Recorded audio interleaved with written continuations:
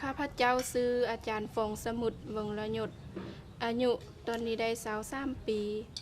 มาจากบ้านวังเฮิงเบืองเวียงคำเคียงลุ่งผาบางหลังจากที่ค่อยเรียนจบอยู่ที่วิทยาลัยกสิกรรมและป่าไม้ภาคเหนือแห่งนี้ค่อยมีความใฝ่ฝันที่ว่าอยากเป็นครูสอนทางด้านการแปรรูปอาหารเพราะว่าค่อยมีความมักฮักทางด้านนี้ฉะนั้นหลังจากที่ค่อยเรียนจบแล้วค่อยได้ประกอบเอกสารแล้วมายื่นทางวิทยาลัยแห่งนี้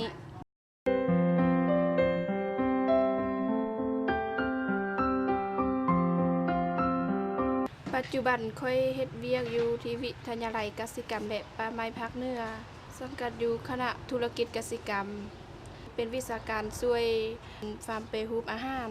หูจักนำเสนอวัตถุดิบ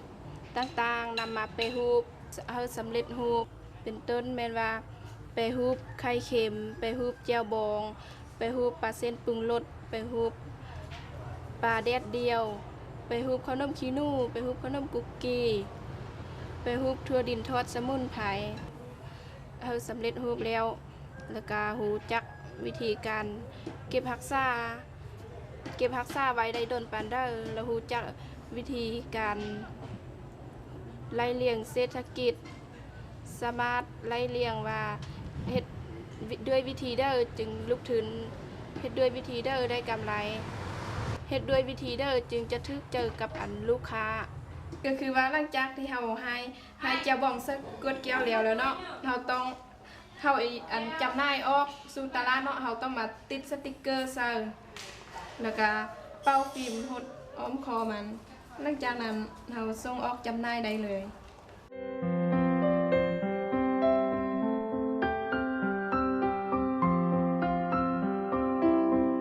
ค่อยบ่มีทุนกันในการศึกษาเพราะว่าก่อนที่จะได้มาศึกษามันก็เป็นสิ่งที่ยากเนาะเฮ็ดให้ค่อยนี่มีความยุ่งยากซับซ้อนหลายเพราะว่า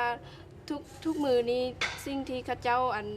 เข้ามาทำเรียนเนาะการอุปกรณ์ในการรับเสริญในการทำเรียนก็ล้วนแล้วแต่แม่นได้รับทุนสนับสนุนจากพ่อแม่เขาเจ้าเพราะว่าค่อยนี่มาเรียนอยู่นี่ก็ครอบครัวก็มีความยุ่งยากแดเพราะว่าเป็นลูกกำพร้าแดมีแต่แม่แล้วก็พ่อก็เสียแม่นก็เท่าหลายแล้วบ่มีผู้ส่งเงินเฮาเรียนอ้ายเอื้อยก็เป็นคนทุกข์ยากแดแล้วก็บ่มีเงินที่ส่งเฮาเรียนยากหลายที่ค่อยเป็นผู้หญิงที่ค่อยจะได้มาเข้ามาเรียนอยู่ในที่นี้ถึงว่าจะยากปานใดค่อยก็ยังสู้สนอดทนเพื่อชีวิตของค่อยเพราะว่าชีวิตอนาคตก็คือชีวิตของค่อยเนาะถ้าค่อยคิดว่าถ้าค่อยครอบครัวค่อยมีความลำบากพ่อแม่บ่มีเงินส่งเฮาแล้วค่อยจะบ่เรียนค่อยคิดอยู่แต่ละนี้ขึ้นมาอย่างนึงก็ท้อใจแต่ว่าคิดไปเชื่อว่าชีวิตของค่อยอนาคตแล้วก็ชีวิตของค่อยเนาะแนวใดถึงว่าจะทุกข์แนวใดค่อยก็ต้องสู้สนเฮาได้เฮาประสบผลสำเร็จ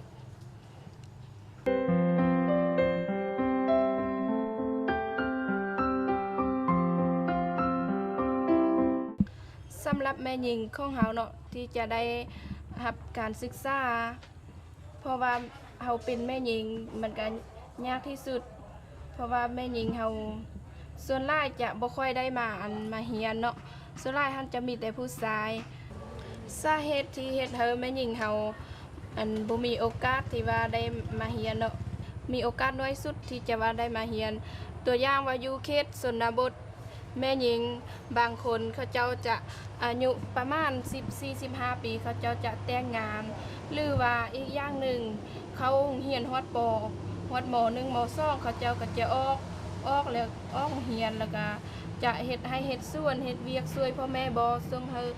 สุกอยู่เฮาผู้ชายเข้ามาเรียนฉะนั้นจะย้อนสาเหตุนี้จึงเฮ็ดให้แม่หญิงของเฮามีโอกาสน้อยที่สุดที่ว่าได้เข้ามาทำเรียนอยู่ในเขตตัวเมือง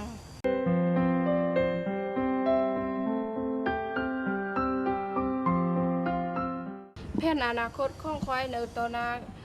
คิดว่าจะไปยกระดับไปเรียนต่อยกระดับเอาความรู้หลายๆเพื่อว่ามาสิทธิ์สอนให้แก่บรรดานักเรียนทุกรุ่นเพื่อสามารถนำเอาความรู้และประสบการณ์ วิชาการไปเผยแพร่และไปประกอบอาชีพเขาในชีวิตประจำวันของตนเองได้